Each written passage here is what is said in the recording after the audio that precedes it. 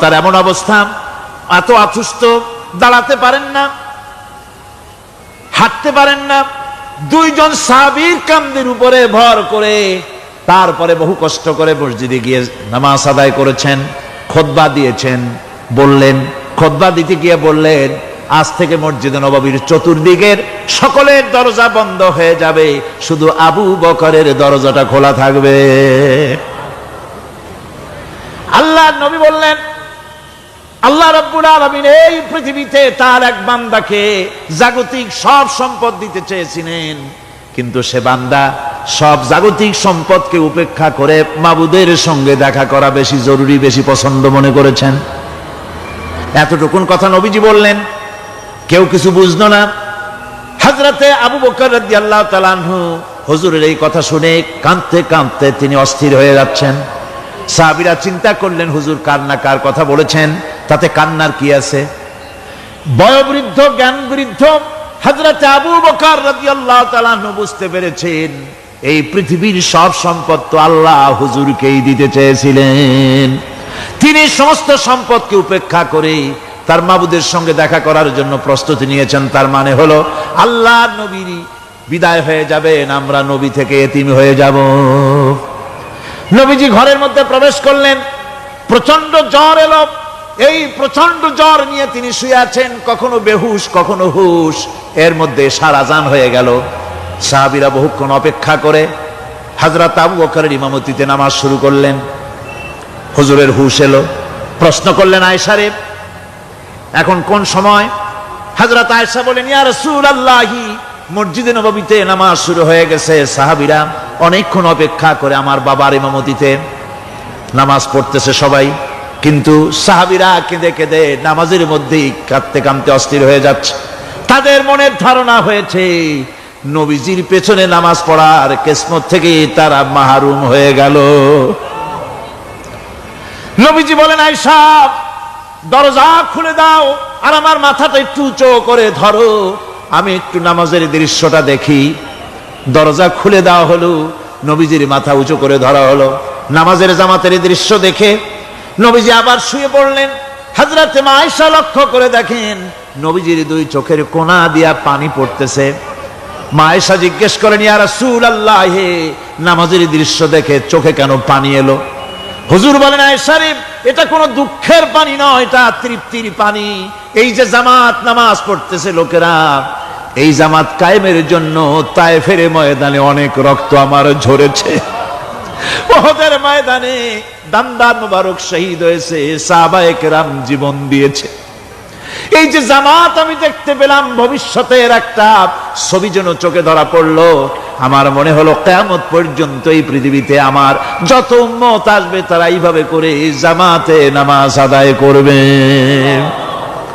নবীজি মাথার কাছে মালাকুল মউত যখন এসে গেছেন, আমার ভাইরা, এই পৃথিবীতে যত নবীরা এসেছিলেন মৃত্যুর সময় সমস্ত নবীরা শেষ কথা যেটা বলেছেন, হাদিস, সমস্ত নবীরা উম্মতের জন্য মৃত্যুর মুহূর্তে শেষ কথা যেটা বলেছেন সেটা হলো আসসালাত, আসসালাত, নামাজ, নামাজ। আমার নবী যখন বিদায় হয়ে যান, বিদায় মুহূর্তে মেয়ের কথা বললেন না, কলিজার টুকরা নাতির কথা বললেন না, জামাইয়ের কথা বললেন না, স্ত্রীর কথা বললেন না। মৃত্যুর সময় শেষ কথা বললেন, আসসালাত, আসসালাত ওয়া মা মালাকাত আইমানুকুম, নামাজ, নামাজ, আমার উম্মতেরা নামাজ, আমার উম্মতেরা নামাজ ছেড়ে দিও না, নামাজ।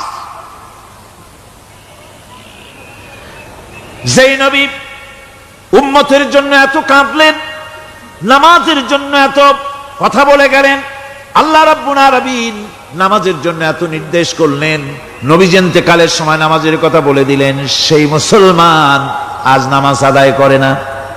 নামাজ পড়ে তো নামাজ শুদ্ধ হয় না। হযরতে হুযায়ফা রাদিয়াল্লাহু তাআলা আনহু তিনি একবার ইয়েমেন সফর করেছিলেন, এক মসজিদে নামাজ পড়লেন। একজনকে তিনি নামাজ পড়তে দেখলেন, নামাজ পড়তে দেখে তিনি অপেক্ষা করলেন। লোকটার নামাজ হয়ে যাওয়ার পর তিনি প্রশ্ন করলেন, আল্লাহর বান্দা, তুমি কতদিন এরকমের নামাজ পড়তেছ? তিনি বললেন, প্রায় 40 বছর তো হবে আমি এরকম নামাজ পড়তেছি। হযরতে হুযায়ফা বলেন, তুমি কি আমারে চেনো? কয়, না, চিনি না। হযরত হুযায়ফা বললেন, আল্লাহর বান্দা শোনো, আমি হচ্ছি আল্লাহর নবী মুহাম্মদুর রাসূলুল্লাহ সাল্লাল্লাহু আলাইহি সাল্লামের সাহাবী হুযায়ফা। ও আল্লাহর বান্দা, তুমি যেভাবে নামাজ পড়েছো এই রকম যদি 40 বছর নামাজ পড়ে থাকো, আল্লাহর কসম করে বলি, নবীজি যে নামাজ শিখাইছেন তোমার সে নামাজ হয় নাই। রাসূলুল্লাহ নামাজ হয় নাই, নামাজ পড়লেই হবে না। রাসূলুল্লাহ বলেছেন, সাল্লু কামা রাআইতুমুনি উসাল্লি, নামাজ পড়ো সেইভাবে যেভাবে আমারে পড়তে দেখো। ভাইরা, রাসূল করিম সাল্লাল্লাহু আলাইহি ওয়াসাল্লামের যে নামাজ, হুজুর যেভাবে নামাজ পড়েছেন, হাদিসে যা পাওয়া যায়, হাদিসে বুখারীতে সব আছে, দেখে নেবেন, সেইভাবে নামাজটা আদায় করে নেবেন। কিয়ামতের দিন আল্লাহ রাব্বুল আলামিন সর্বপ্রথম বান্দাকে প্রশ্ন করবেন কি? বুখারী শরীফে এসেছে, আন আবি হুরায়রা রাদিয়াল্লাহু তাআলা قال سمعت رسول الله صلى الله عليه وسلم يقول إنما يحاسب به العبد يوم القيامة من عمله صلاته। বুখারী শরীফের হাদিস, আল্লাহ রাব্বুল আলামিনের নবী বলেন, হযরত আবু হুরায়রা হাদিস খানা বর্ণনা করেছেন, তিনি বলেন যে আমি রাসূলের মুখে শুনেছি, কিয়ামতের দিন আল্লাহ রাব্বুল আলামিন সর্বপ্রথম তার বান্দার কাছে প্রশ্ন করবেন, বান্দা নামাজ আদায় করেছিলি কিনা? নামাজ সর্বপ্রথম প্রশ্ন। যেরকম সর্বপ্রথম প্রশ্নটা কি? নামাজ। এই নামাজ আপনার বাচ্চাদেরকে যখন 7 বছর বয়স হবে নামাজের হুকুম করবেন, 10 বছরে নামাজ না পড়লে প্রহার করতে বলা হয়েছে। নামাজের জন্য কড়াকড়ি করতে হবে। পুরুষ নারী মেয়েদের মাসের ভিতরে কখনো কখনো তাদের যে সমস্ত মাসলা মাসাইল আছে সেই অনুযায়ী কখনো তাদের ক্ষমা আছে, বাকি তাদের নামাজ পড়তে হবে। আর পুরুষের জন্য পাগল হয়ে যাওয়া, বেহুশ হয়ে যাওয়া ছাড়া নামাজ মাপ নাই, নামাজ পড়তেই হবে। এই যে নামাজ, যে নামাজ না হলে ঈমান থাকবে না, ঈমান নষ্ট হবে, কিয়ামতে জাহান্নামে যাওয়া লাগবে, এসব কথা শোনার পর আজকের তাফসীরুল কোরআন মাহফিলে আমরা কি ওয়াদা করতে পারি যে আমরা মালাকুল মউত যতক্ষণ পর্যন্ত আমাদের মাথার কাছে না আসবে নামাজ ছেড়ে দেব না? এই ওয়াদা কি করতে পারি? 2 হাত উঁচু করুন, বলেন, ইয়া আল্লাহ, আমি তোমার নামে শপথ করছি, যতদিন মালাকুল মউত আমার মাথার কাছে না আসতেছে ততদিন পর্যন্ত ফরজ নামাজ, ফরজ রোজা ছেড়ে দেব না। ইয়া আল্লাহ, মৃত্যু পর্যন্ত আমার এই ওয়াদা পালনের তৌফিক আমাকে দান করো, আমিন। আল্লাহ পাক আমাদের এই ওয়াদা মঞ্জুর করুন, জোরে কোন আমিন। এই ধারণা যদি মানুষের মনের মধ্যে থাকে তাহলে কখনোই তার মন দুর্বল হবে না, ঈমান দুর্বল হবে না। ভরসা করতে হবে আল্লাহর উপরে। আর বিপদ যত বড় পাহাড় সমান হয়ে আসুক, ধৈর্য অবলম্বন করতে হবে। ধৈর্য হচ্ছে মুমিনের সবচাইতে বড় গুণ। মুমিনের সবচাইতে বড় কোয়ালিটি কি? আমার বন্ধুগণ, কোরআনে কারিমে আল্লাহ রাব্বুল আলামিন গোটা বিশ্বের সমস্ত মুসলমানদের জন্য কোরআনে কারিমে আম্বিয়া আলাইহিস সালাম তাদের সবরের দৃষ্টান্তগুলি আল্লাহ নিজে তুলে ধরেছেন আমাদের ইবরতের জন্য, আমাদের শিখাবার জন্য, আমাদের সবক দেওয়ার জন্য। কোরআনে কারীম হযরত আইয়ুব আলাইহিস সালামের সবরের ঘটনা কোরআনে কারীম তুলে ধরেছে।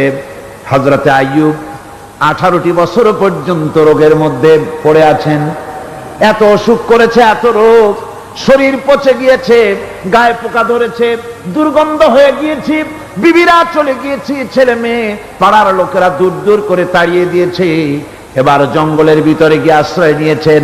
এমন অবস্থা হয়েছে, শরীর পচে পচে জিহ্বায় যখন পোকা ধরা শুরু করে দিল, হযরত আইয়ুব আলাইহিস সালাম তখন আল্লাহ রাব্বুল আলামিনের দরবারে এই প্রথমবারের মতো তিনি বললেন, রব্বুল আলামিন, আয় আল্লাহ তাআলা, সমস্ত শরীর জড়জড়া হয়ে গিয়েছে, গায়ে পোকা ধরেছে, আমি কোনো কথা বলি নাই, আমি খামোশ থেকে জিকির আজগার করতেছিলাম। আয় আল্লাহ, এখন দেখি আমার জিহ্বায় পোকা ধরেছে, পোকা ধরা শুরু হয়েছে, আমার জিহ্বাটায় পোকা তুমি দয়া করে দিও না। কারণ আমার জিহ্বায় যদি পোকা হয়ে যায় তাহলে তোমার মতো আল্লাহর জিকির আমি কি দিয়া করব? আমার জিহ্বাটা তুমি দয়া করে ভালো রাখো। কোরআনে কারীম বলছি ওয়া আইয়ুবা ইয নাদা রাব্বাহু ইন আন্নী মাসসানিয়াদ দুররু ওয়া আনতা আরহামুর রাহিমিন। স্মরণ করো সেই সময়ের কথা যখন আইয়ুব তার রবকে ডেকে বলেছিল আমি অসুস্থ আর তুমি তো রহমান রহিম দয়াময়। ভাষাটা দেখেন কি সুন্দর, এর থেকে কি আল্লাহর আর কিছু বলা লাগে? আল্লাহ পাকের কাছে তিনি বলতেছেন আল্লাহ আমি তো অসুস্থ, আমি তো অসুখ করেছে আমার, আর তুমি তো দয়াময় রহমান রহিম। এক অন্ধ, ঈদের দিন কত অন্ধই তো আছে খয়রাত করার জন্য, ভিক্ষা করার জন্য, চতুর্দিকে ভিক্ষা করতেছে অন্ধরা। এক অন্ধ ঈদের গেটের কাছে দাঁড়ায়া বলতেছে ভাইরা আজ হচ্ছে ঈদের দিন আর আমি কিছু দেখতে পাচ্ছি না। এ বেশি পয়সা পাইল, মানুষের দিন তার প্রতি আকৃষ্ট হয়ে গেছে। আরে কি কথা, আজ ঈদের দিন সকলে আনন্দ করছে আর আমি কিছুই দেখতে পাচ্ছি না। সে কিন্তু কিছু চায় না। ভাষার ভিতরে, কথা বলার ভিতরে এ ধরনের টেকনিক আছে। হযরত আইয়ুব আলাইহিস সালাম বললেন না যে আল্লাহ আমারে মাফ করে দাও, কষ্টের মধ্যে আছি।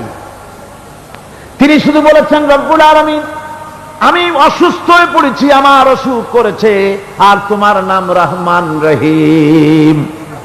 এতটুকু কথা বলেছেন। আল্লাহ রাব্বুল আলামিনের দরজায়, তার দরবারে আইয়ুব আলাইহিস সালামের ডাক চলে গেছে। যায় নাই? কোন অসুবিধা আছে নাকি? কোন অসুবিধা নাই। পানির তলা দিয়া যদি কেউ ডাক দেয়, পাহাড়ের ভিতরে বসে যদি কেউ ডাক দেয়, আল্লাহ রাব্বুল আলামিন তা শুনতে পান।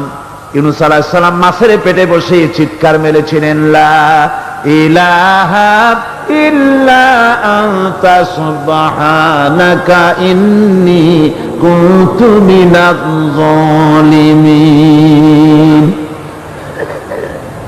তিনি বলছিলেন আয় আল্লাহ তাআলা আমি তোমার প্রশংসা করছি, তুমি ছাড়া উপাস্য নাই, মাবুদ নাই। আমি তোমার পবিত্রতা ঘোষণা করছি, আমি তো জালিমদের অন্তর্ভুক্ত হয়ে গেছি। বাস এতটুকুন কথাই বলেছেন। আল্লাহ পাক বলছেন ইউনূসের ডাক তো কেউ শোনে নাই, পানির মধ্যে কেউ শোনে নাই, জমিনের কেউ শোনে নাই, মহাশূন্যের কেউ শোনে নাই, কিন্তু মাছের পেটের ভেতরে থেকে গভীর অতল দরিয়ার তলদেশ থেকে মাছের পেটের ভিতরে বসে আমার ইউনূস যে ডাক দিল, ওই ডাক আমি আরশের মালিক আমি শুনতে পেয়েছি, আর সঙ্গে সঙ্গে জবাব দিয়েছি। ফাস্তাজাবনা লাহু ওয়া নাজ্জাইনাহু মিনাল গাম্মি ওয়া কাযালিকা নুজিল মুমিনিন। ডাকের সাড়া দিলাম, বিপদ দিয়া বাঁচায় দিলাম। শুধু ইউনূসের না, আল্লাহ পাক এ জায়গায় আবার ওয়াদা করলেন দুনিয়ার যত মুমিন বান্দা আছে তারা যদি কখনো বিপদে পড়ে যায় আর আমারে যদি ডাকে, আমি এই রকম করে বিপদ থেকে বাঁচায়া দেব। আইয়ুব আলাইহিস সালাম যখন আল্লাহ রাব্বুল আলামিনের কাছে ফরিয়াদ করলেন, আল্লাহ পাক তখন বলছেন, কোরআনে কারীম বলছে ফাস্তাজাবনা লাহু فكشفنا ما به من ضر وآتيناه أهله ومثلهم معهم رحمة من عندنا وذكرى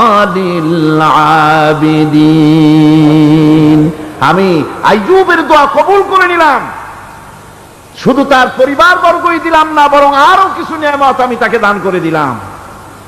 এবং তাই জন্য যেহেতু তারা ছিল আমার অনুগত বান্দা, আমার বাধ্যগত, আমি এই জন্য রহম করেছি, সমস্ত রোগ শোক আমি মাফ করে দিয়েছি। আমাদের সামান্য একটু জ্বর হয়, যদি 2-3 দিন জ্বর হয়েছে, জ্বর ছাড়ে না, বলে যে এত ভালো ভালো কাজ করি তারপর আমার এত জ্বর হওয়া লাগে, অমুকরা এত পাপ করে, তা তো কিছুই হয় না, খালি আল্লাহ আমারই চোখে দেখলো, আমার বউর অসুখ, আমার অসুমুড়ি ছাড়ি না। ভাইরা আপনি ঠিক পান না যে কি গুনাহ আপনি করেন। কোরআনে কারীম বলছি ওয়ামা আসাবাকুম মিন মুসিবাতিন ফাবিমা কাসাবাত আইদিকুম ওয়া ইয়াফু আন কাসীর। যত বিপদ তোমাদের উপর আছে সব দুই হাতের কামাই করা। আর আমি তো অনেকগুলো ক্ষমা করে দেই। তোমরা যত পাপ করো, আকাম করো, সবগুলির শাস্তি যদি দুনিয়ায় দিতাম সাহস করার সময় পেতে না। অসুখ হলেই অধৈর্য হয়ে যেও না, ধৈর্য ধরো। আল্লাহ পাক বলেন শুধু আইয়ুব নয়, ওয়া ইসমাঈল ওয়া ইদরিস ওয়া যাল কিফলি কুল্লুম মিনাস সাবিরিন। এইভাবে করে ইসমাঈল, ইদ্রিস, জুলকিফল সবাই ছিল ধৈর্যশীল। জোরে বলেন সুবহানাল্লাহ। ধৈর্যের চরম পরাকাষ্ঠা ছিলেন তিনি। কোরআনে কারীম নবীদের এই কথাগুলি আমাদের শোনাচ্ছেন। হযরত ইয়াকুব আলাইহিস সালাম কলিজার টুকরা সন্তান হযরত ইউসুফ আলাইহিস সালামের জন্য তার মনটা পাগল ছিল। এত সুন্দর করে আল্লাহ তারে বানাইছিলেন, এত তিনি ছিলেন সৌন্দর্যের পিরামিড, যারা দেখলে চোখ ফিরানো যায় না।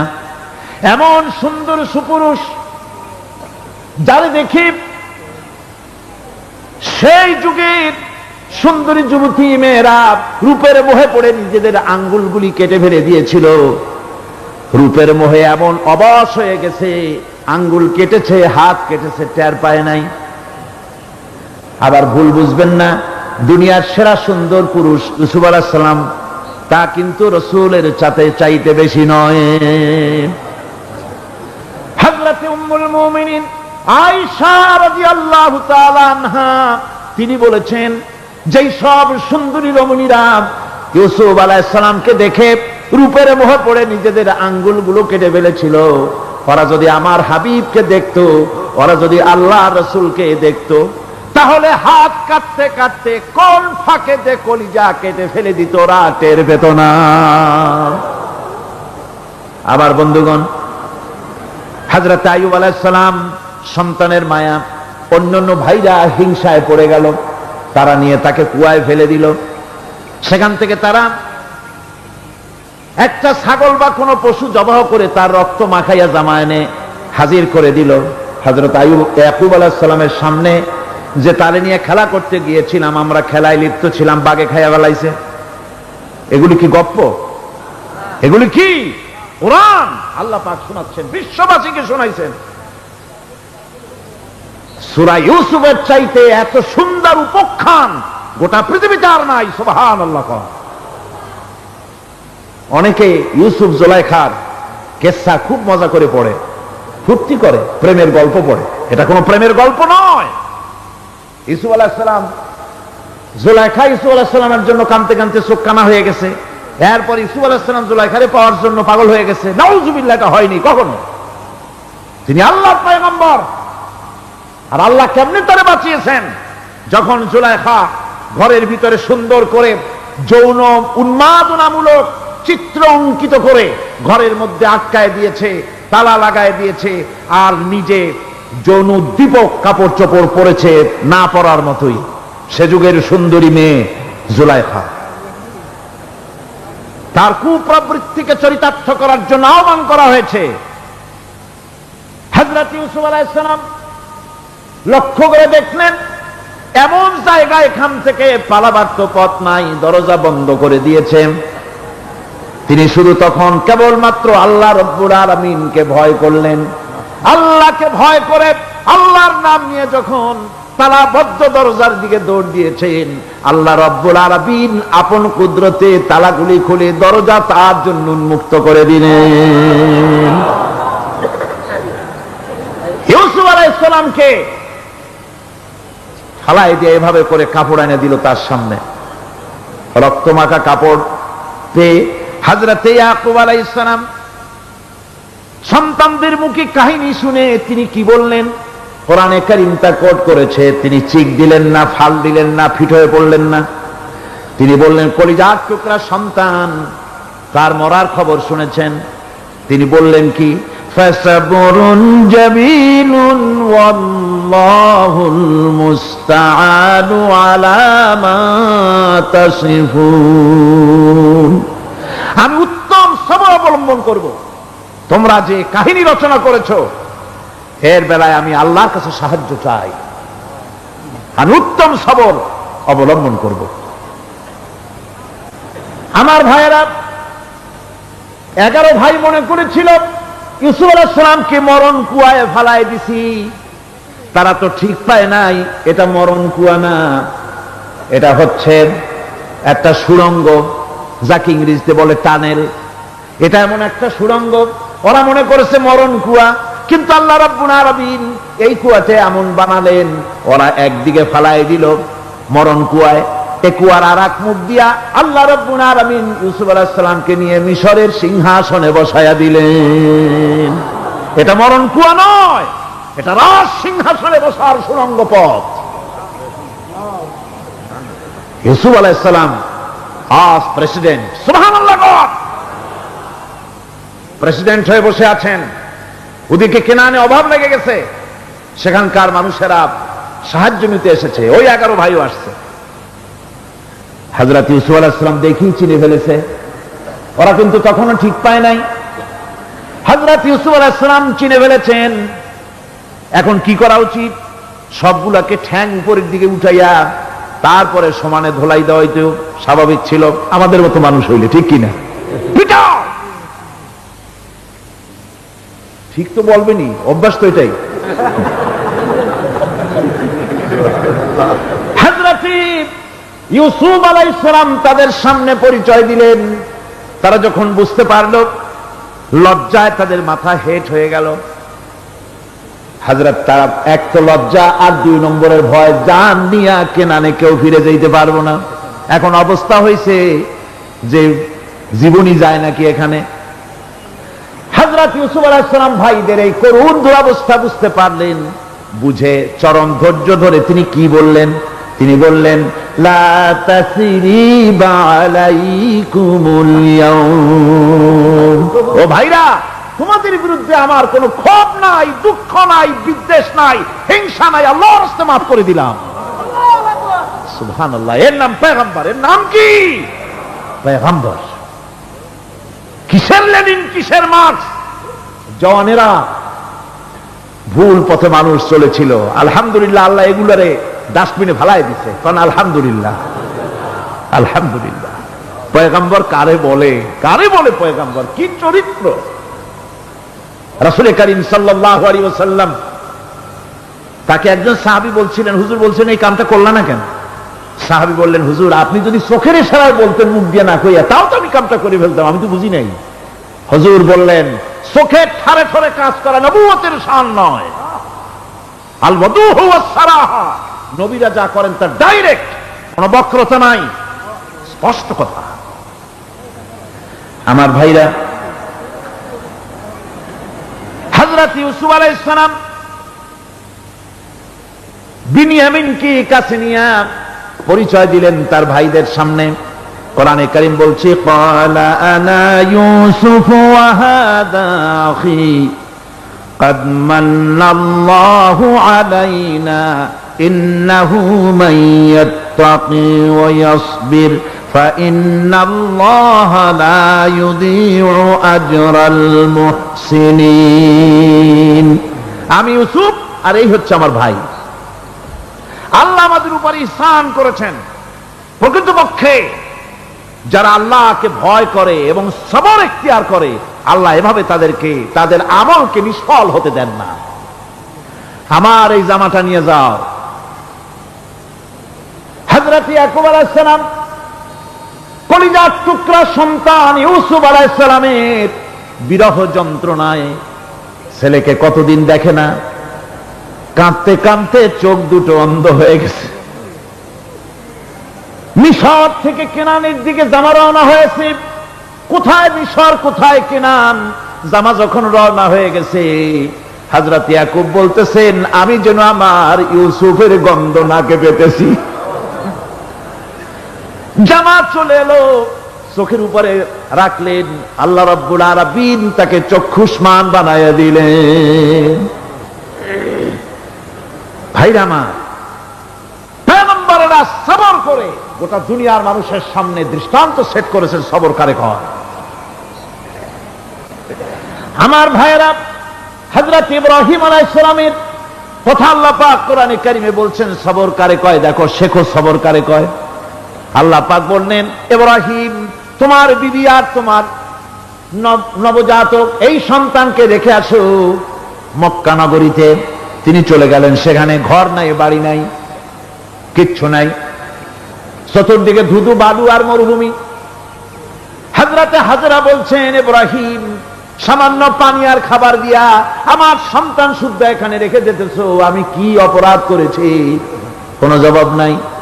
দুইবার তিনবার বলার পরে হাজরা বলছেন, ইব্রাহিম গো, তবে কি আমার আল্লাহর হুকুম মতো আমারে রেখে যাচ্ছ নাকি? হযরত ইব্রাহিম আকাশের দিকে আঙ্গুল উঁচু করলেন। কথা বলবেন, বাক শক্তি বেরোচ্ছে না। 80 বছর বয়সের সময় একটা বাচ্চা আল্লাহ তারে দিচ্ছেন। আর এমন বাচ্চা, পয়গম্বরের ছেলে, কি সুন্দর চেহারা, মরুভূমির উপরে ফালাই দিয়াছো।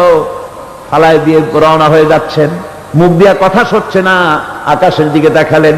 হযরত হাজরা বুঝতে পারলেন। হযরত হাজরা বলেন, ইব্রাহিম, কোনো চিন্তা নাই, নিশ্চিন্ত মনে বাড়ি ফিরে যাও। আমি আমার আল্লাহর উপরে এতটা ভরসা করি, আল্লাহর হুকুমে যদি আমার এখানে রেখে যেয়ে থাকো, ওই আল্লাহ পাক আমাকে আর আমার কলিজার টুকরা ইসমাইলকে পানিতে আর খাবারে মারবেন না, অবশ্যই তিনি ব্যবস্থা করবেন। ব্যবস্থা হয়ে গেল। হযরত ইসমাইল বড় হয়ে গেলেন। আল্লাহ পাক অর্ডার করলেন, জবাহ করো ছেলেকে। হযরত ইব্রাহিম আলাইহিস সালাম যখন জবাহের প্রস্তাব করলেন, হযরত ইসমাইল তা আপত্তি করতেন, বাবাজি, আমার মায়ের আর আমাকে বাচ্চা অবস্থায় ফেলে গেলেন, খাবার দেন নাই, পরার দেন নাই, বছরের পর বছর আমাদের এখানে কাটলো, দেখতেও আসেন নাই, আজ আসছেন জবাহ দিতে।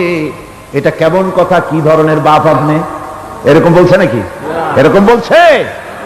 হযরত ইব্রাহিম আলাইহিস সালাম প্রস্তাবটা কিভাবে পারলেন? আল্লাহ পাক কোরআনে কারিমে দৃষ্টান্ত রেখে দিয়েছেন। আল্লাহ পাক বলছেন, হযরত ইব্রাহিম ছেলেকে বললেন, ইয়া বুনাইয়া, ইয়া বুনাইয়া, হে আমার কলিজার টুকরা, লাডলা, হে আমার কলিজার টুকরা সন্তান, ইন্নী আরা ফিল মানাম আন্নী আযবাহুক, আমি স্বপ্নে দেখছি আমি যেন তোমাকে জবাহ করতেছি। ফানজুর মাযা তারা, তোমার রায় কি বলো? আমি তো স্বপ্নে দেখছি যে আমি তোমার জবাহ করতেছি, এখন তোমার রায় কি, তোমার মত কি? হযরত ইসমাঈল আলাইহিস সালাম শুনিয়া দিলেন দৌড়, নাকি না? হযরত ইসমাঈল আলাইহিস সালাম ধৈর্যের প্রতীক। তিনি কি কথা বললেন? তার মুখের কথা কোরআন শরীফে আল্লাহ পাক উঠায় দিলেন। হযরত ইসমাঈল বললেন, ইয়া আবাতি ফাআল মা তু'মারু সাতাজিদুনি ইনশাআল্লাহু মিনাস সাবিরিন। হে আমার পিতা, আপনি যে ব্যাপারে আদিষ্ট হয়েছেন আপনি তা পালন করুন, অবশ্যই আমাকে ধৈর্যধারীদের মধ্যে পাওয়া যাবে না। সুবহানাল্লাহ। এক বর্ণনায় এসেছি, হযরত ইসমাঈল বললেন, আব্বাজান, আমি ধৈর্যধারীদের ভিতরে আমারে পাবেন, তবে জবাহ করার আগে আমার হাত পাওটা একটু বেঁধে নেন, কারণ জবাহের যন্ত্রণায় আপনার গায়ে যদি আমার হাত পাও লেগে যায় তো বেয়াদবি হয়ে যেতে পারে। আর আমি মরে আমার জবাহ হয়ে যাওয়ার পর আমার রক্ত মাখা জামাটা নিয়া আমার মা হাজেরারে দিবেন, কারণ তাকে মা বলবার মতো আর তো কেউ নাই। হযরত ইব্রাহিম তাকে বাঁধবার জন্য প্রস্তুতি নিলেন। হযরত ইসমাঈল বলছেন, আব্বাজান, বাঁধবেন না, বাঁধার প্রয়োজন নাই। বলে, কেন? একবার বাঁধতে বললে আবার তুমি নিষেধ করছো কেন? ছেলে বলছেন, আব্বাজান, বাঁধবো না এই জন্যে, হয়তো কিয়ামতেই প্রশ্ন উঠতে পারে যে আল্লাহর হুকুমে রাজি ছিল না বলে হাত পা বাঁধা জবাহ করছে। আমি এই সুযোগ দিব না, আপনি জবাহ করেন, আমি এতটুকু নড়াচড়া করব না। ধৈর্যের চরম প্রতীক হযরতে ইসমাঈল আলাইহিস সালাম দেখাই দিয়েছেন ধৈর্য কারে কয়। আমার বন্ধুগণ, এই পৃথিবীর সবচাইতে ধৈর্যের বড় প্রতীক হতেছেন ইমামুল মুরসালিন, আশরাফুল আম্বিয়া, সাইয়্যিদুল মুরসালিন জনাবে মুহাম্মাদুর রাসূলুল্লাহ সাল্লাল্লাহু আলাইহি ওয়াসাল্লাম। আমার বন্ধুগণ, সবচাইতে বড় ধৈর্যের প্রতীক তিনি।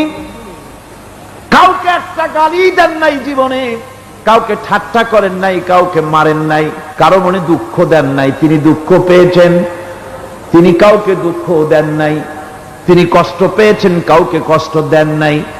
আমার ভাইয়েরা, তায়েফের ময়দান, আমার নিজের চোখে তায়েফে যেদিন আমি তায়েফ দেখলাম, আমি তায়েফে ঢুকেছি, জীবনে কোনোদিন যাই নাই। রমজান মুবারকে আমি সেখানে গেলাম, আমাকে বসার জন্য তারা নিয়ে যাবে। আমি বললাম আগে বসবো না, আমারে আগে নিয়ে যাও, আমার নবীকে কোন জায়গায় ওরা মেরেছিল সে জায়গাটা দেখাও। তায়েফের সেই গলিতে যখন আমি গিয়েছি, দুই দিকে পাহাড় দাঁড়ানো, তায়েফের লোক আমার সাথে ছিল, তারা বলল এই জায়গাটা প্রথম যেখানে চতুর্দিক থেকে নবীজিকে পাথর মারছিল আর আল্লাহর নবী বেহুশ হয়ে পড়ে গিয়েছিলেন। 3টা দিন না খাওয়া, হযরতে খাদিজা নাই, আবু তালিব নাই, মক্কায় জায়গা নাই পা রাখার। নবীজি 3টা দিন ঘুরলেন। নেতারা বলল তুমি যদি নবী হবে তো এতিম হলে কেন? আল্লাহ নবী বানাবার জন্য কি একটা ধনী মানুষ পায় না? তোমার মতো এতিম আর গরিবের নবী বানাইলো কেন? আল্লাহ নবী 3 দিন পর যখন দেখলেন কেউ দাওয়াত শোনে না, কেউ মানে না, কেউ গ্রহণ করে না, তখন তিনি নেতাদের অনুরোধ করলেন, ঠিক আছে দাওয়াত তো কবুল করলা না, তবে একটা কাজ করো, অন্তত আমি যে তায়েফে আসছিলাম এই খবরটা মক্কায় দিও না, ওরা আরো অত্যাচার বাড়ায় দেবে। এই কাফিরগুলি খবর তো মক্কায় পাঠালো, আর সমস্ত যুবকদেরকে লেলিয়ে দিল। যুবকেরা চতুর্দিকে দাঁড়াইছে, রাসূলকে পাথর মারা শুরু করে দিল। আমি যখন রেল লাইনের থেকে হাঁটি, যখন রেল লাইন কোনো সময় দেখি, রেলের পাথরগুলি, রেল লাইনের পাথরগুলি দেখলেই আমার মাথায় যেন কেন তায়েফের কথা মনে এসে যায়। আরে মানুষের গায়ে পাথর মারলে কি অবস্থার সৃষ্টি হয়? পাথর নূরের শরীর, রহমতের শরীর, কিটি কিটি রক্ত ঝরছে। নবীজিকে জোর করে উঠাইয়া জবরদস্তি করে হাঁটার জন্য তারা ধাক্কা মারতেছে। আবার কিছুদিন গিয়ে নবীজি আবার বেহুশ হয়ে পড়েছেন, এইখান থেকে আবার উঠাইছে, আবার ধাক্কা মারতেছে। 3 নম্বরের আর একটা জায়গা আছে যেখানে ভাঙ্গা একটা মসজিদ। তায়েফের লোকেরা আমাকে বলল এই জায়গাটা হলো শেষ জায়গা যেখানে রাসূল করিম 3য়-বারের মতো বেহুশ হয়েছিলেন, এখানেই হুজুরের রক্ত ঝরেছে বেশি। 2 রাকাত নামাজ পড়লাম, সিজদায় পড়ে এমন কান্না কাঁদলাম আল্লাহর কাছে। নবীজি যখন হুশ এসেছে, হযরতে জিবরাইল বলেন, ইয়া রাসূলুল্লাহ, আপনার এই কষ্ট দেখে ফেরেশতারা কাঁদতেছে, আপনি অনুমতি দিয়ে দেন এই 2 পাহাড়কে মিলাইয়া সমস্ত তায়েফবাসী কাফেরগুলি মাটির সাথে মিশাইয়া দেই। নবীজি বললেন, জিবরাইল, আমি যদি হুকুম করি আর আমার হুকুম মতো যদি এই কাম করো, একটা কাফেরও যদি না বাঁচে তাহলে কার মুখে পৌঁছাবো লা ইলাহা ইল্লাল্লাহু মুহাম্মাদুর রাসূলুল্লাহ। আমার ভাইরা, হুজুর সাল্লাল্লাহু আলাইহি ওয়াসাল্লাম উঠে বসলেন। এমন সময় হযরতে যায়েদ শরীরের রক্তগুলি মুছে দিতেছেন। হুজুর সাল্লাল্লাহু আলাইহি ওয়াসাল্লাম বসে 2খানা হাত উত্তোলন করলেন। নবীজির চোখ থেকে পানি গড়ায় পড়তেছে। আরে কেউ নাই, আল্লাহ ছাড়া কেউ নাই সাহায্য করার। নবীজি হাত তুলে মুনাজাত করতেছেন, চোখ দিয়া পানি পড়ে দাড়ি ভিজে পড়তেছে, গায়ে দিয়া রক্ত ঝরতেছে। নবীজি কি দোয়াটা করলেন? বদদোয়া করলেন না, গজব দিতে বললেন না। নবীজি দোয়া করলেন, রব্বুল আলামিন, এই তায়েফের লোকেরা আজকে আমার সাথে যে ব্যবহারটা করেছে, ওরা বোঝে নাই যে আমি তোমার নবী, ওরা বোঝে নাই যে আমি তোমার রাসূল, না বুঝে আমার উপরে যে অত্যাচারটা করলো, আল্লাহ তুমি এই জন্য রাগ করে এই তায়েফে তুমি গজব দিও না। আল্লাহ পাক পরবর্তী সময় হুজুরকে স্মরণ করাই দিলেন, ওয়া মা আরসালনাকা ইল্লা রাহমাতাল লিল আলামিন। ও নবী, আপনি হচ্ছেন আমার সমস্ত সৃষ্টি জগতের জন্য আপনি আমার রহমত, আমার গোটা বিশ্বের জন্য আপনার, আমার সৃষ্টি জগতের জন্য আপনি আমার করুণা। একটা লোক রাসূলের এই কষ্ট দেখে বাগান থেকে এক গ্লাস আঙ্গুরের শরবত এনে হাজির করেছে। এত কষ্টের পর 3 দিনের না খাওয়া আঙ্গুরের একটা শরবত পাইয়া হুজুর খুব খুশি হলেন। শরবত গ্লাস পান করে হুজুর বলছেন, তোমার নাম না আত্তাস? তিনি বলছেন, হ্যাঁ হুজুর, আমার নাম আত্তাস। তোমার বাড়ি না ইউনূস আলাইহিস সালামের গ্রামে? বলে, হ্যাঁ, আমার বাড়ি সেই গ্রামে। তা আপনি কি করে জানলেন আমার নাম আত্তাস আর আমার বাড়ি ইউনূস আলাইহিস সালামের গ্রামে? আপনি জানলেন কি করে? হুজুর বললেন, আমি নবী, হযরত ইউনূস নবী, একজন নবীর খবর আর একজন নবীর কাছে থাকে।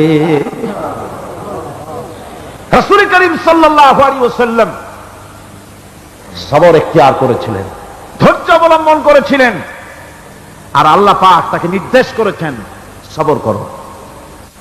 ওয়াত্তাবি' মা ইউহা ইলাইকা ওয়াসবির হাত্তা ইয়াহকুমাল্লাহ। তুমি কেবল সেই জিনিসের অনুসরণ করো যা আমি তোমার প্রতি অবতীর্ণ করেছি।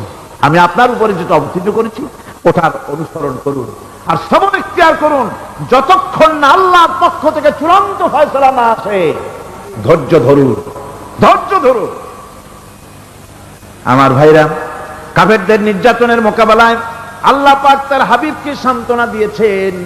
যখন কাফেররা নির্যাতন করতেছে, হারে হযরতে বেলাল নির্যাতিত, হযরতে সুমাইয়া নির্যাতিতা, হযরতে খাব্বাব, হযরতে খুবাইব, হযরতে আম্মার রিদওয়ানুল্লাহি তাআলা আলাইহিম আজমাইন, এত মার হতেছে। হযরত ওমর হযরতে খাব্বাব রাদিয়াল্লাহু তাআলা আনহুকে খোলা গায়ে দেখে বলছিলেন, খাব্বাব রে, তোমার পিঠে এত গর্ত কেন? এত গর্তওয়ালা পিঠ তো আমি মানুষের দেখি নাই, এত চিকুন কোমরওয়ালা মানুষও তো দেখি নাই। তিনি বলেছেন, ওমর, তুমি কি ভুলে গেছো? ইসলাম কবুল করার অপরাধী কাফির বেঈমানেরা আগুন জ্বালায়া আংটা আগুনের উপরে আমাকে চিৎ করে শোয়াছে।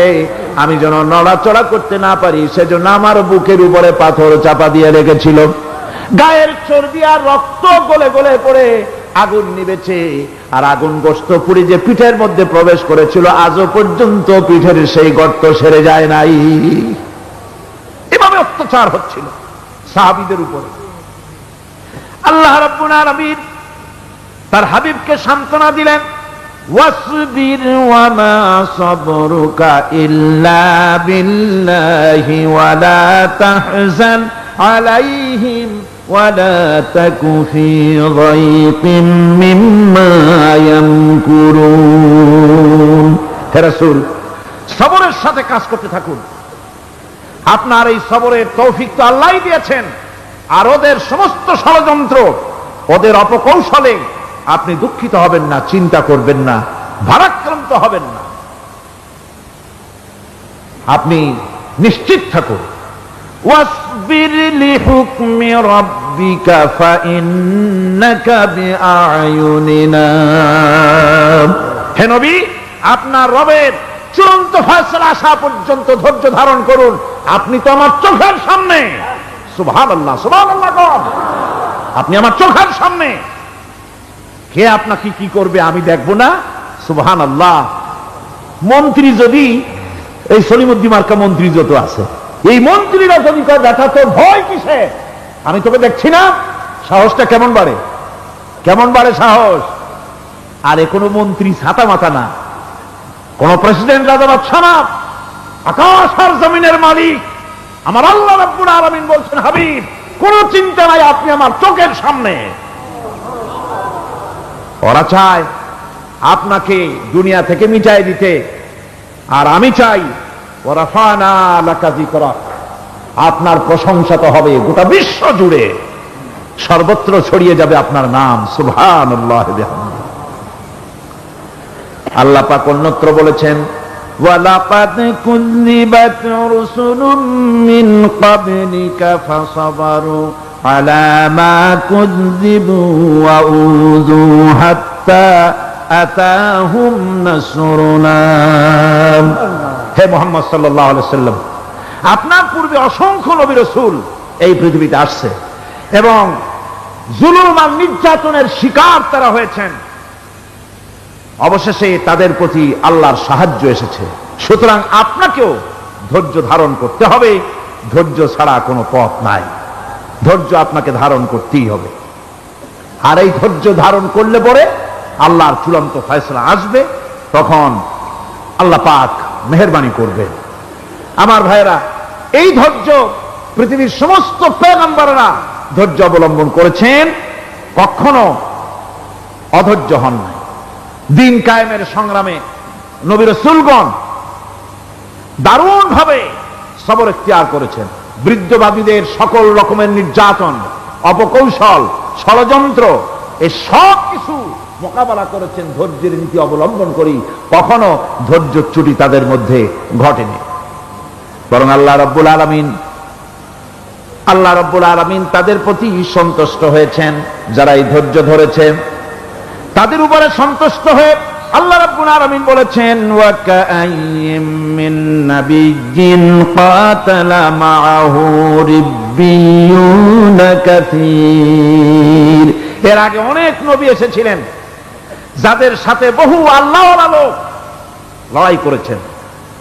ফামা ওয়াহানু লিমা আসাবাহুম ফি সাবিলিল্লাহি ওয়ামা যাফু ওয়ামা ইসতাকানু। আল্লাহর পথে তাদের উপর যত বিপদ এসেছিল তারা হতাশ হয়ে পড়েন নাই, দুর্বলতা দেখাননি, বাতিলের সামনে মাথাও নত করেননি। ওয়াল্লাহু ইউহিব্বুস সাবিরিন। আর আল্লাহ পাক ধৈর্যশীল যারা তাদেরকে আল্লাহ পাক ভালোবাসেন। আমার ভাইরা, ধৈর্যের পরিচয় রাসূল করিম সাল্লাল্লাহু আলাইহি ওয়াসাল্লাম ওহদের ময়দানে যখন আক্রান্ত হয়ে গেলেন, চতুর্দিকে কাফেররা ঘিরে ধরেছে, বাঁচার কোনো পথ নাই। সাহাবায়ে কিরাম রাসূলকে পাহারা দিলেন। যারা রাসূলকে পাহারা দিতে দাঁড়াইছেন, জীবন দিয়া পাহারা দিতে দাঁড়ায় গেছে, রাসূলের দিকে মুখ দিয়া, পিঠটা বাইরের দিকে দিয়ে রাসূলকে পাহারা দেওয়া শুরু করেছেন। হুজুরকে পাহারা দিতে যারা দাঁড়িয়েছিলেন, কাফের কর্তৃক নিক্ষিপ্ত কি তীরগুলি এসে যখন বিঁধতেছিল, শুধু একজন সাহাবী হযরত তালহার পিঠের ভিতরে রাসূলকে হেফাজতের জন্য 80টা তীর একজনের পিঠের মধ্যে গিয়ে ঢুকেছে। এক অসতর্ক মুহূর্তে নবীজির ডান্ডা মোবারক শহীদ হয়ে গেল, শিরস্থান ভেঙে গেল, লোহার কড়া প্রবিষ্ট হয়ে গেল কপালের ভিতরে। হুজুর মাথা ঘুরে পড়ে গেলেন। হযরতে আবু উবায়দা রাদিয়াল্লাহু তাআলা আনহু হুজুরের মস্তক মোবারককে কোলে করে নিয়ে তারপরে বহু কষ্ট করে মাথা থেকে লোহার কড়া বের করলেন। এবার ওই কড়ার ছিদ্র দিয়ে রক্ত আসতেছে, মুখ দিয়ে রক্ত পড়তেছে, দাড়ি ভিজে যাচ্ছে। বুখারী শরীফে এসেছে, আল্লাহর নবী দুইখানা হাত নিজের চেহারার উপরে মলে আনে টাটকা রক্ত চোখের সামনে দেখে বলছেন, আহারে, এই কওমের ফালা কি করে হবে, এই কওমের মুক্তি কি করে হবে, এই কওমের নাজাত কি করে হবে, যে কওম তার নবীর চেহারা রক্ত দিয়ে আল্লাহ বানাইয়া দিল। নবীজি বললেন, আল্লাহুম্মা গফির লি কওমি ফাইন্নাহুম লা ইয়ালামুন। আয় আল্লাহ পাক, আমার এই কওম বুঝতে পারে না, ওদেরকে মাফ করে দাও। খবর ছড়িয়ে গেল নবীজি শহীদ হয়ে গিয়েছেন। খবর ছড়িয়ে গেল চতুর্দিকে, মদিনায় খবর ছড়িয়ে গেল। মানুষ পাগলের মতো দৌড়ানো শুরু করে দিল। এক মেয়ে লোক দৌড়াচ্ছে ওহদের দিকে। কয়েকজন সাহাবীর সঙ্গে দেখা, তারা জিজ্ঞেস করলেন, দৌড়াও কেন মহিলা, যাও কই? কয় ওহদের দিকে যেতেছি। কয় যায় তো কোনো লাভ নাই, যেহেতু তোমার যে স্বামী এসেছিলেন জিহাদের ময়দানে তিনি তো শহীদ হয়ে গেছেন। মহিলা বলতেছে, কে শহীদ হয়েছে শুনতে চাই না, আগে বলো নবীজি কেমন আছে। আবার কিছুক্ষণ পর আর কয়েকজনের সঙ্গে দেখা, তারা বলছে, মেয়ে লোক দৌড়াও কই? যাচ্ছি ওহদের দিকে। তারা বলছেন যে কোনো লাভ নাই, তোমার যে দুইটা কলিজার টুকরা সন্তান ওহদে এসেছিল দুটোই শহীদ হয়ে গেছে। মা বলতেছি, ও সাহাবী, কে শহীদ হয়েছে শুনতে চাই না, তাড়াতাড়ি করে বলো আল্লাহর নবী মুহাম্মদ রাসূলুল্লাহ সাল্লাল্লাহু আলাইহি ওয়াসাল্লাম কেমন আছেন। দৌড়াতে দৌড়াতে ওহদের মাঠে সাহাবায়ে কেরাম পরিবেষ্টিত আল্লাহর নবীর কাছে গিয়ে হুজুরের জীবিত চেহারা মোবারকের দিকে তাকায়া মেয়ে লোকটি কাঁদতেছে আর বলতেছে, ইয়া রাসূলুল্লাহ, আমার স্বামী মরা শোক, আমার কলিজার টুকরা দুইটা সন্তান মরা শোক আমার কলিজা থেকে মুছে গেছে, আপনি বেঁচে আছেন তামাম মুসলমানদের এর চাইতে বড় সান্ত্বনার নাই। ভাইরা আমার, রাসূল করিম সাল্লাল্লাহু আলাইহি ওয়াসাল্লাম এভাবে করে ধৈর্যের পরিচয় দিয়েছেন। গালাগালি দেন নাই, রাগ করেন নাই, বদদোয়া করেন নাই। সুবহানাল্লাহ কোন, সুবহানাল্লাহ। ভাইরা আমার, এই সবর এমন মহান বৈশিষ্ট্য, এর মধ্যে রয়েছে জিহাদের ময়দানে যদি লোক কম হয় আর যদি তাদের মধ্যে সবর থাকে, বেশি সংখ্যক লোকের উপরে আল্লাহ পাক সবরকারীদেরকে বিজয়ী করে দিবেন।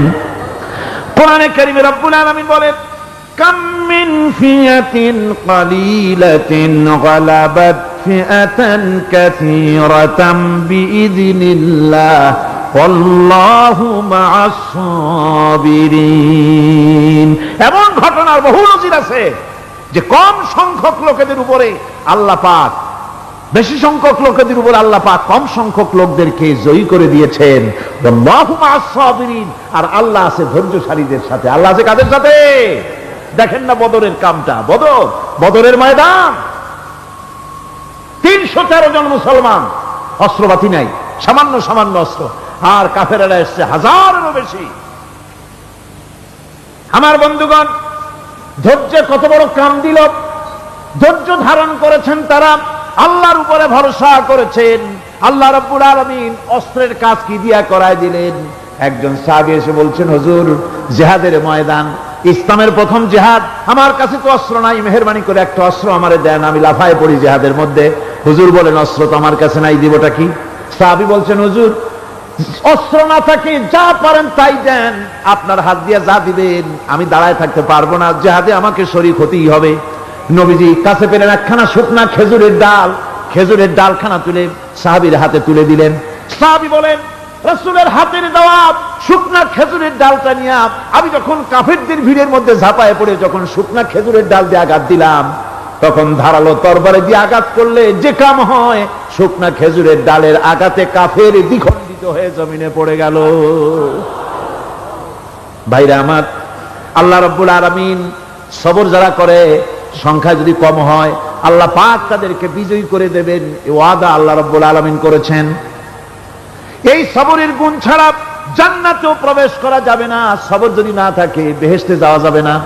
ভালো করে মনে রাখেন, আল্লাহ পাক বলছেন, আম্মা হাসিবতুম আন তাদখুলুল জান্নাতা ওয়া লাম্মা ইয়া'লামিল্লাহুল্লাযীনা জাহাদু মিনকুম ওয়া ইয়া'লামাস সাবিরিন।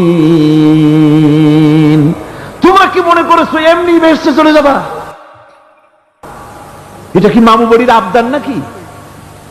এমনি বেহেশতে চলে যাবা? অথচ আল্লাহ রাব্বুল আলামিন এখনো দেখেন নেননি যে তোমাদের মধ্যে কারা জিহাদ করতে প্রস্তুত, কারা তোমাদের মধ্যে জিহাদ করে জান দেওয়ার জন্য প্রস্তুত, আর কারা ধৈর্যধারী, এটা তো আল্লাহ এখনো দেখে নেন নাই। সুতরাং হক এবং বাতিলের সংগ্রামে লিপ্ত হতে হবে। আল্লাহ দেখতে চান কারা জীবন দিতে চায়। সুতরাং ইসলামী আন্দোলনে যারা শরীক হবে, তাদের বিপদ এবং মুসিবত দিয়ে আল্লাহ রাব্বুল আলামিন তাদের সাহসিকতা এবং ধৈর্যের পরীক্ষা নিবেন।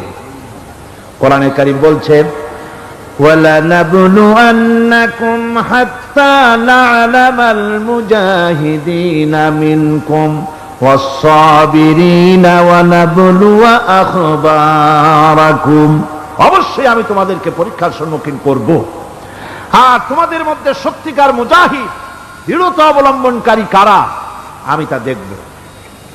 এটা যেন আমি দেখে নিতে পারি, সেই জন্য আমি বিপদ এবং মুসিবতের মধ্যে তোমাদের ফেলবো। ধৈর্যধারীদের উপরে আমার রহমত অবশ্যই থাকবে। সবর এমন এক সম্পদ যা ধারণ করলে পরে আল্লাহ রাব্বুল আলামিন রাষ্ট্রীয় ক্ষমতা দান করে দেন। কোন সুবহানাল্লাহ, জোরে কোন সুবহানাল্লাহ। ধৈর্য ধারণ করলে আল্লাহ রাষ্ট্রের মতো বিরাট নিয়ামত আল্লাহ হাতে তুলে দিবেন। তার প্রমাণ কোরআন শরীফ আল্লাহ বলছেন, বনি ইসরাইলরা মিশর থেকে যখন বহিষ্কার হয়ে গেল, তাদের যখন পা রাখার কোনো জায়গা থাকলো না, বনি ইসরাইলরা মিশর থেকে যখন বহিষ্কার হয়ে গেল, এরপরে আল্লাহ পাক তারা যখন ধৈর্য অবলম্বন করলো, আল্লাহ পাক তাদের ব্যাপারে বলছেন, ওয়া আওরাসনাল কওমাল্লাযীনা কানু ইস্তাদআফুনা মাশারিকাল আরদি ওয়া মাগারিবাহা আল্লাতী বারাকনা ফিহা। আর তাদের স্থলে আমি নির্যাতিত লোকদেরকে প্রতিষ্ঠিত করলাম। পশ্চিম এবং উত্তরের তাদেরকে আমি পশ্চিম এবং পশ্চিম এবং পূর্বের উত্তরাধিকারী তাদেরকে বানায় দিলাম। বিরাট এলাকা তাদের হাতে আমি তুলে দিলাম। ওয়া তাম্মাত কালিমাতু রাব্বিকাল হুসনা আলা বানি ইসরাঈলা বিমা সাবারু। আর এভাবে করে আল্লাহ পাক তার কথাকে পূর্ণ করলেন বনি ইসরাইলদের উপরে। সবর এখতিয়ার করার জন্য, ধৈর্য ধরার কারণে আল্লাহ পাক রাষ্ট্রের মালিক তাদের বানাই দিলেন। যেরকম সুবহানাল্লাহ। সবর যদি করা হয় তো, যুদ্ধ যদি বাদে, যদি জাহাজ শুরু হয়ে যায়, আল্লাহ পাক বলেছেন ফেরেশতা দিয়ে সাহায্য করবে। যদি সবর থাকে তোমাদের, সবর থাকলে আল্লাহ কি দিয়ে সাহায্য করবেন? ফেরেশতা দিয়ে। কোরআনে কারীম বলছি, বালা ইন তাসবিরু ওয়া তাত্তাকু ওয়া ইয়াতুকুম মিন ফাওরিহিম হাযা ইউমদিদুকুম রাব্বুকুম বিখামসাতি আলাফিন মিনাল মালাইকাতি মুসাউমিন। হ্যাঁ, তোমরা যদি ধৈর্য অবলম্বন করো আর আল্লাহকে ভয় করে চলো, তাহলে এক্ষুনি আল্লাহ রাব্বুল আলামিন তোমাদের জন্য কাতারে কাতারে শৃঙ্খলাবদ্ধ 5000 ফেরেশতা দিয়ে তোমাদেরকে সাহায্য করবেন। সুবহানাল্লাহ। তোমাদেরকে ফেরেশতা দিয়ে সাহায্য করা হবে। তোমরা যদি সবর ইখতিয়ার করো, তাহলে সংখ্যা যদি কম হও, বেশি সংখ্যার উপরে জয়ী করে দেব।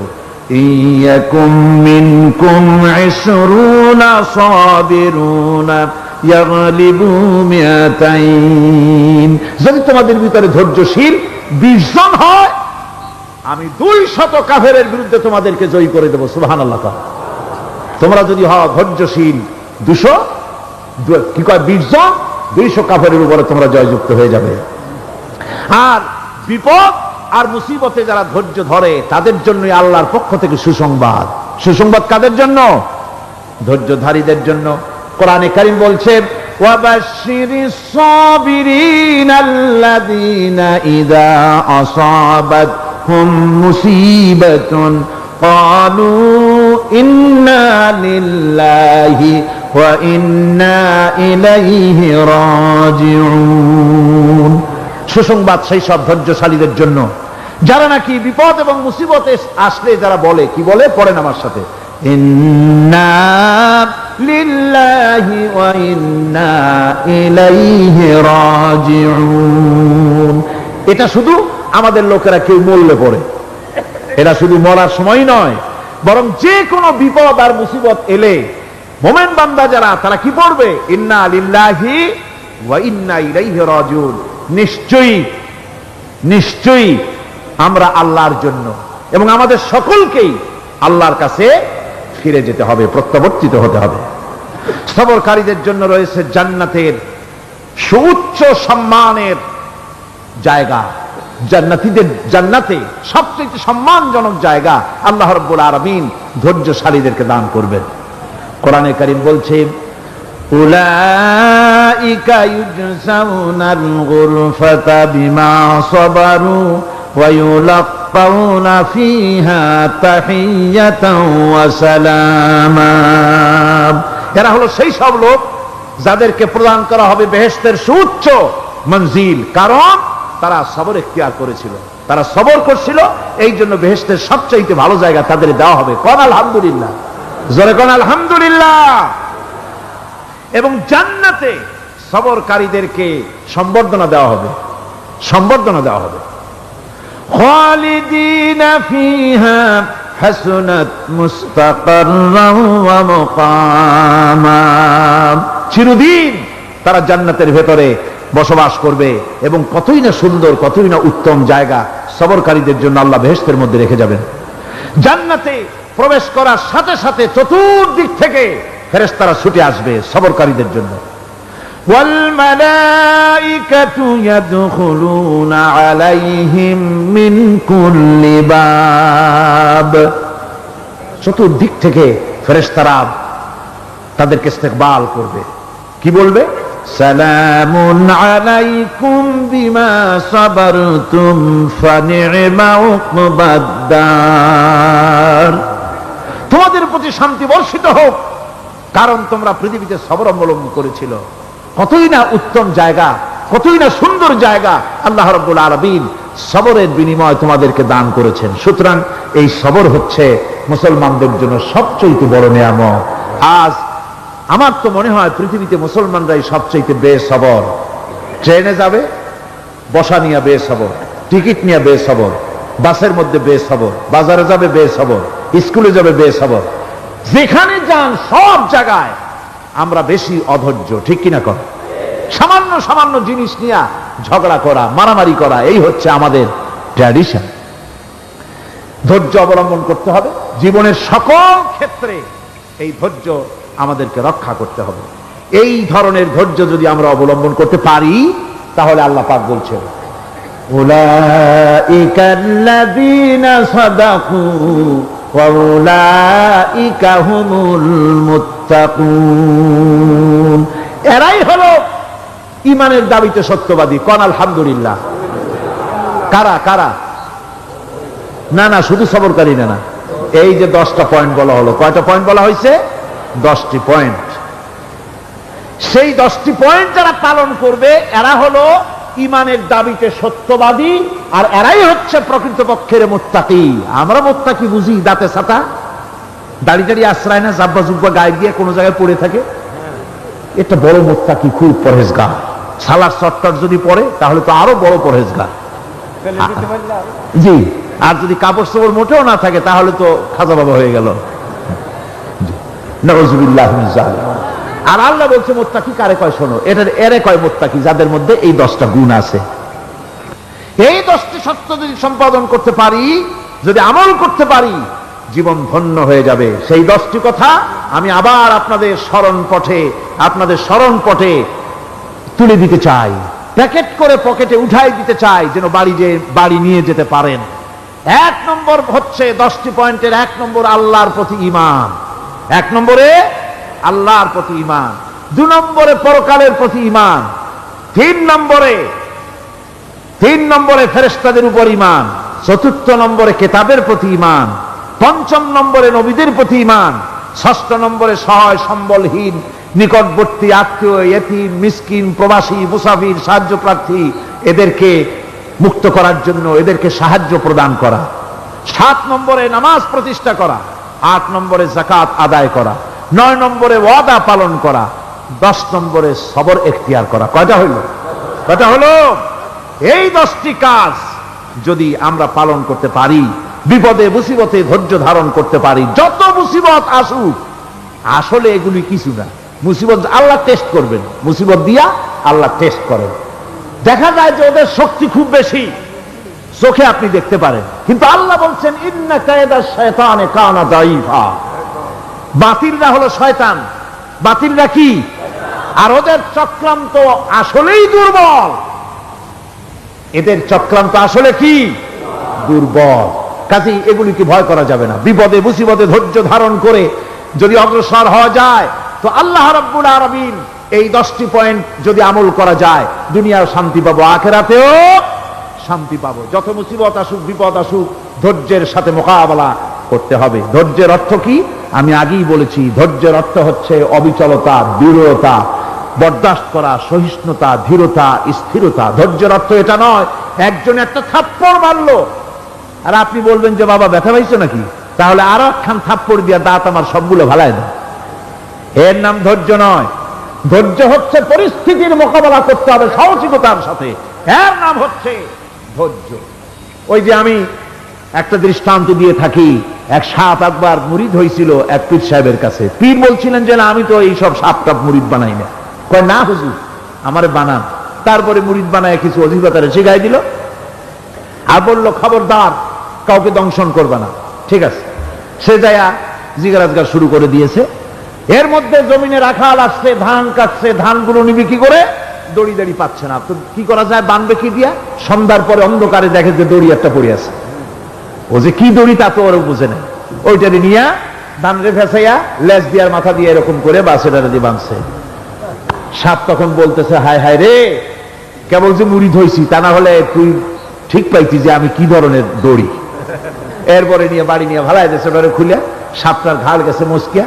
বহুত কষ্ট করে হুজুরের বাড়ি গিয়ে হাজির, কয় যে হুজুর কি একখান জিকের শিখাইলেন, আমার তো ঘাটটার মুসকে শেষ। আশ্চর্য কথা, কত মানুষ মুড়ি হইলো, কত কিছু মুড়ি হইলো, কারো তো জিকের করলে ঘাড় মস্কে যাবে কেন, এটা কেমন কথা? কয় হুজুর ঘটনাই। আরে বেটা ঘটনা এইটা, তুই কি করছিলি? কয় যে আপনি যে নিষেধ করছেন দংশন করতে, আমি তো দংশন করতে পারিনি। আরে বেটা, দংশন করতে নিষেধ করছিলাম, ফোঁস করতে তো নিষেধ করি নাই। পরে যখন দড়ি মনে করে হাত দিছিল, ফোঁস করে উঠতি, ওই রাখাল লাফ দিয়া বন আর পার হইয়া দিল্লি চলে যেত। কাজী ধৈর্যের মানে শীত হয়ে পড়া না। ধৈর্য মানে অবিচলতা, দৃঢ়তা নিয়ে শক্তি সঞ্চয় করে আল্লাহর উপরে ভরসা করে বাতিলের বিরুদ্ধে ঝাঁপায় পড়তে হবে, বাতিল উৎখাত হতে বাধ্য হবে।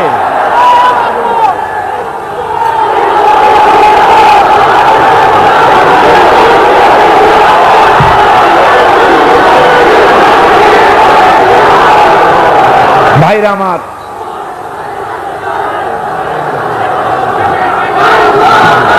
সুতরাং আলহামদুলিল্লাহ আমরা কোরআনে কারিমের এই আয়াতে কারিমাত আমরা যদ্দূর পারলাম আলোচনা করেছি। আল্লাহ পাক যেন এতে বরকত দেন, জোরে কোন আমিন, আরো জোরে কোন আমিন।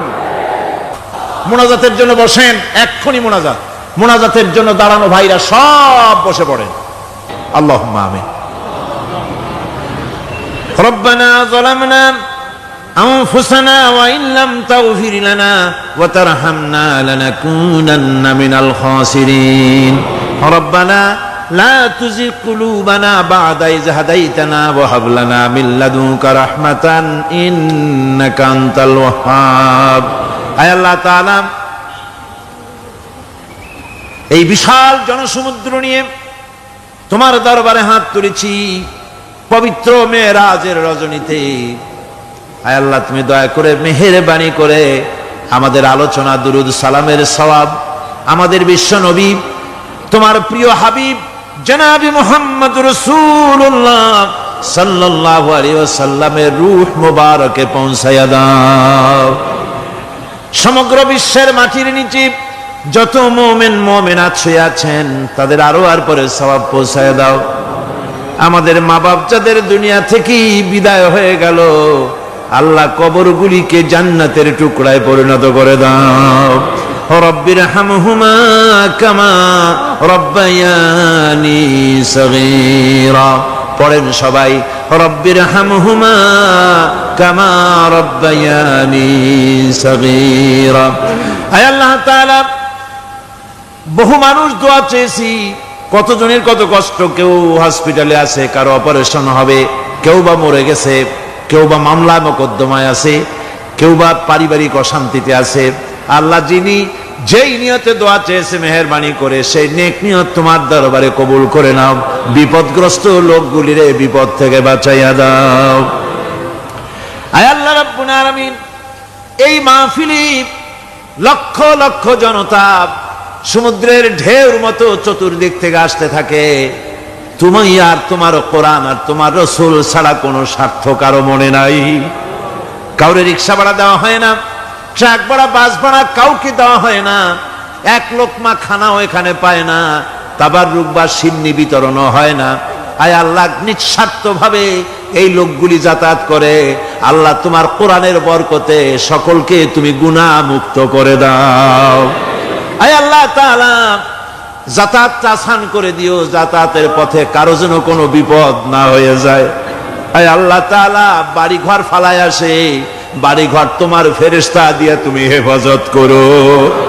রব্বুল আলামিন, মা বোনেরাও কষ্ট করে আসে, আল্লাহ তুমি দয়া করে এ মাহফিলে যারা শরীক হয় এই মাহফিলে, কোরআনের মাহফিলে শরীক হওয়ার কারণে তোমার কাছে একটা দাবি করি। দাবিটা হলো, মেহেরবানি করে সব মানুষকে তোমার কাবা ঘর দেখাও। যারা উপস্থিত হয়েছে সকলকে তোমার হাবিবের রওজায় গিয়া সালাম দেওয়ার তৌফিক দাও। আমার বন্ধুগণ, এই নামাজের জামাতি আল্লাহর নবী জীবনের শেষ নামাজ জামাতে আদায় করেছেন। জীবনের শেষ নামাজটাও জামাতে আদায় করলেন। তখন তার এমন অবস্থা, এত অসুস্থ, দাঁড়াতে পারেন না, হাঁটতে পারেন না। দুইজন সাহাবীর কাঁধের উপরে ভর করে তারপরে বহু কষ্ট করে মসজিদে গিয়ে নামাজ আদায় করেছেন। খুতবা দিয়েছেন, বললেন, খুতবা দিতে গিয়ে বললেন, আজ থেকে মসজিদে নববীর চতুর্দিকের সকলের দরজা বন্ধ হয়ে যাবে, শুধু আবু বকরের দরজাটা খোলা থাকবে। আল্লাহর নবী বললেন, আল্লাহ রাব্বুল আলামিন এই পৃথিবীতে তার এক বান্দাকে জাগতিক সব সম্পদ দিতে চেয়েছিলেন, কিন্তু সে বান্দা সব জাগতিক সম্পদকে উপেক্ষা করে মাবুদের সঙ্গে দেখা করা বেশি জরুরি, বেশি পছন্দ মনে করেছেন। এতটুকুন কথা নবীজি বললেন, কেউ কিছু বুঝলো না। হযরতে আবু বকর রাদিয়াল্লাহু তাআলা আনহু হুজুরের এই কথা শুনে কাঁদতে কাঁদতে তিনি অস্থির হয়ে যাচ্ছেন। সাহাবীরা চিন্তা করলেন, হুজুর কান্না কার কথা বলেছেন, তাতে কান্নার কি আছে? বয়োবৃদ্ধ, জ্ঞান বৃদ্ধ হযরতে আবু বকর রাদিয়াল্লাহু তাআলা আনহু বুঝতে পেরেছেন, এই পৃথিবীর সব সম্পদ তো আল্লাহ হুজুরকেই দিতে চেয়েছিলেন।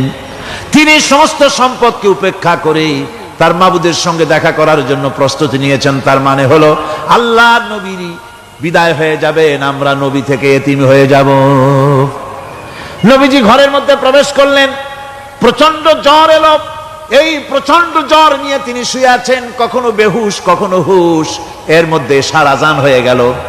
সাহাবীরা বহুক্ষণ অপেক্ষা করে হযরত আবু বকরের ইমামতিতে নামাজ শুরু করলেন।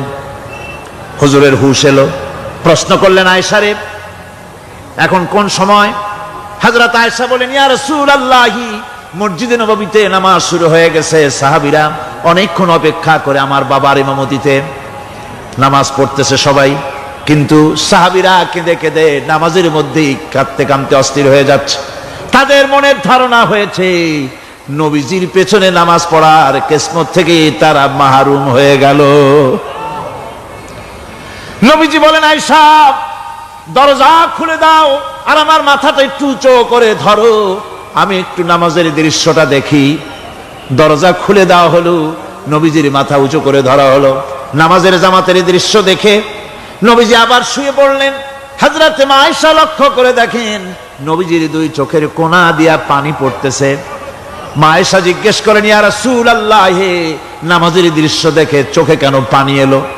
হুজুর বলেন, আয়েশা রে, এটা কোনো দুঃখের পানি নয়, এটা তৃপ্তির পানি। এই যে জামাত নামাজ পড়তেছে লোকেরা, এই জামাত কায়েমের জন্য তায়েফের ময়দানে অনেক রক্ত আমার ঝরেছে। উহুদের ময়দানে দান্দান মুবারক শহীদ হয়েছে, সাহাবায়ে কেরাম জীবন দিয়েছে। এই যে জামাত আমি দেখতে পেলাম, ভবিষ্যতের একটা ছবি যেন চোখে ধরা পড়লো। আমার মনে হলো কিয়ামত পর্যন্ত এই পৃথিবীতে আমার যত উম্মত আসবে তারা এইভাবে করে জামাতে নামাজ আদায় করবে। নবীজি মাথার কাছে মালাকুল মউত যখন এসে গেছেন, আমার ভাইরা, এই পৃথিবীতে যত নবীরা এসেছিলেন মৃত্যুর সময় সমস্ত নবীরা শেষ কথা যেটা বলেছেন, হাদিস, সমস্ত নবীরা উম্মতের জন্য মৃত্যুর মুহূর্তে শেষ কথা যেটা বলেছেন সেটা হলো আসসালাত, আসসালাত, নামাজ, নামাজ। আমার নবী যখন বিদায় হয়ে যান, বিদায় মুহূর্তে মেয়ের কথা বললেন না, কলিজার টুকরা নাতির কথা বললেন না, জামাইয়ের কথা বললেন না, স্ত্রীর কথা বললেন না। মৃত্যুর সময় শেষ কথা বললেন, আসসালাত, আসসালাত ওয়া মা মালাকাত আইমানুকুম, নামাজ, নামাজ, আমার উম্মতেরা নামাজ, আমার উম্মতেরা নামাজ ছেড়ে দিও না, নামাজ। যেই নবী উম্মতের জন্য এত কাঁদলেন, নামাজের জন্য এত কথা বলে গেলেন, আল্লাহ রাব্বুল আলামিন নামাজের জন্য এত নির্দেশ করলেন, নবী ইন্তেকালের সময় নামাজের কথা বলে দিলেন, সেই মুসলমান আজ নামাজ আদায় করে না, নামাজ পড়ে তো নামাজ শুদ্ধ হয় না। হযরতে হুযায়ফা রাদিয়াল্লাহু তাআলা আনহু তিনি একবার ইয়েমেন সফর করেছিলেন, এক মসজিদে নামাজ পড়লেন, একজনকে তিনি নামাজ পড়তে দেখলেন। নামাজ পড়তে দেখে তিনি অপেক্ষা করলেন, লোকটার নামাজ হয়ে যাওয়ার পর তিনি প্রশ্ন করলেন, আল্লাহর বান্দা তুমি কতদিন এরকমের নামাজ পড়তেছো? তিনি বললেন, প্রায় 40 বছর তো হবে আমি এরকম নামাজ পড়তেছি। হযরতে হুযায়ফা বলেন, তুমি কি আমারে চেনো? কয়, না চিনি না। হযরত হুযায়ফা বললেন, আল্লাহর বান্দা শোনো, আমি হচ্ছি আল্লাহর নবী মুহাম্মদুর রাসূলুল্লাহ সাল্লাল্লাহু আলাইহি সাল্লামের সাহাবী হুযায়ফা। ও আল্লাহর বান্দা, তুমি যেভাবে নামাজ পড়েছো এইরকম যদি 40 বছর নামাজ পড়ে থাকো, আল্লাহর কসম করে বলি নবীজি যে নামাজ শিখাইছেন তোমার সে নামাজ হয় নাই, রাসূলুল্লাহ নামাজ হয় নাই। নামাজ পড়লেই হবে না, রাসূলুল্লাহ বলেছেন সাল্লু কামা রাআইতুমুনি উসাল্লি, নামাজ পড়ো সেইভাবে যেভাবে আমারে পড়তে দেখো। ভাইরা, রাসূল করিম সাল্লাল্লাহু আলাইহি ওয়াসাল্লামের যে নামাজ, হুজুর যেভাবে নামাজ পড়েছেন হাদিসে যা পাওয়া যায়, হাদিসে বুখারীতে সব আছে, দেখে নেবেন, সেইভাবে নামাজটা আদায় করে নেবেন। কিয়ামতের দিন আল্লাহ রাব্বুল আলামিন সর্বপ্রথম বান্দাকে প্রশ্ন করবেন কি?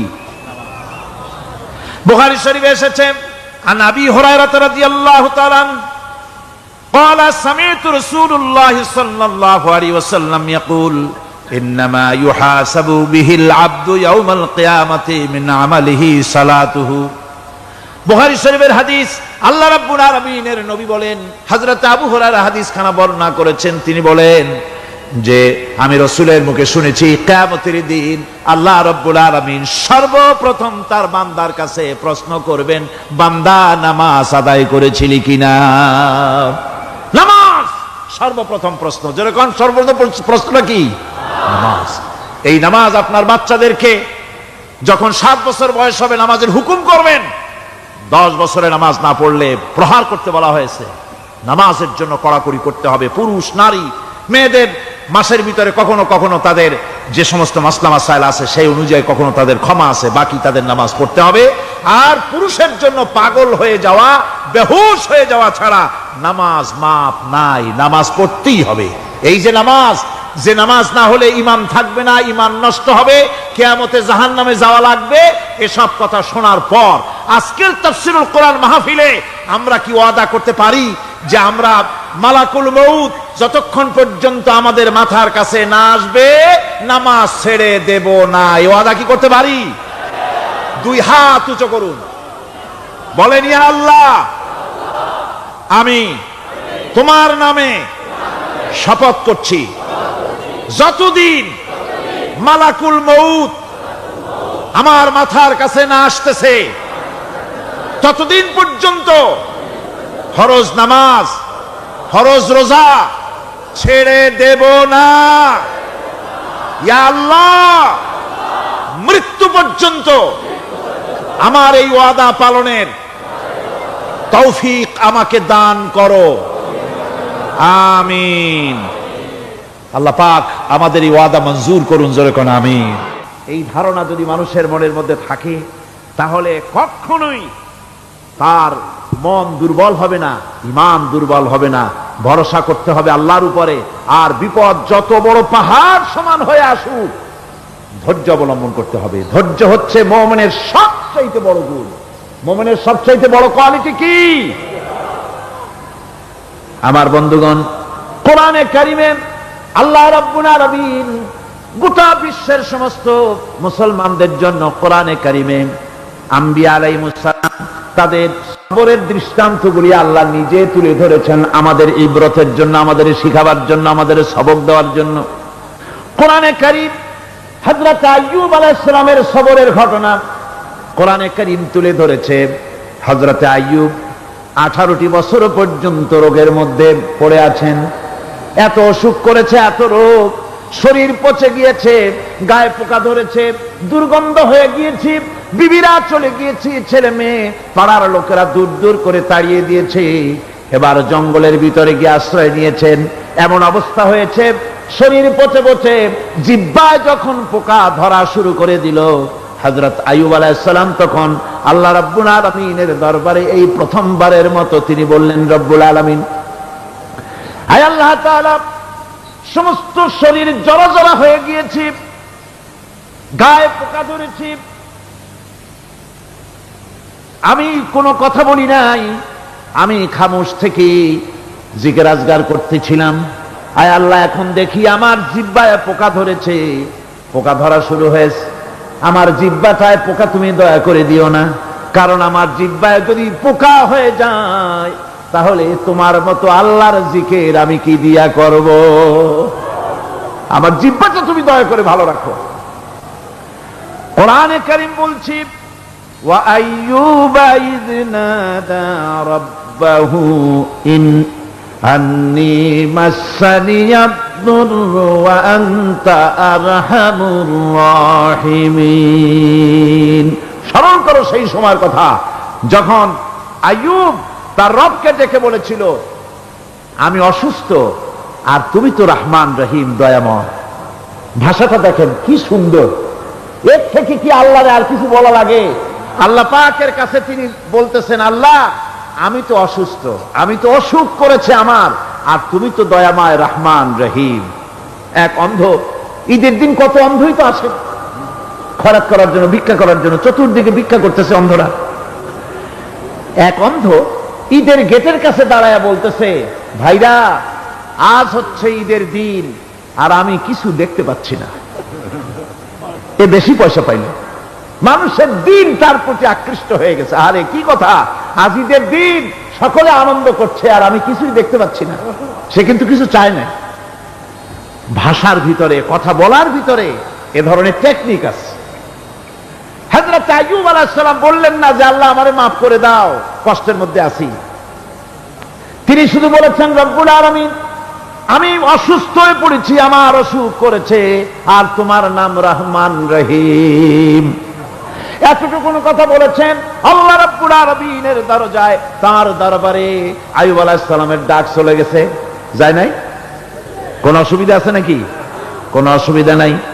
পানির তলা দিয়া যদি কেউ ডাক দেয়, পাহাড়ের ভিতরে বসে যদি কেউ ডাক দেয়, আল্লাহ রাব্বুল আলামিন তা শুনতে পান।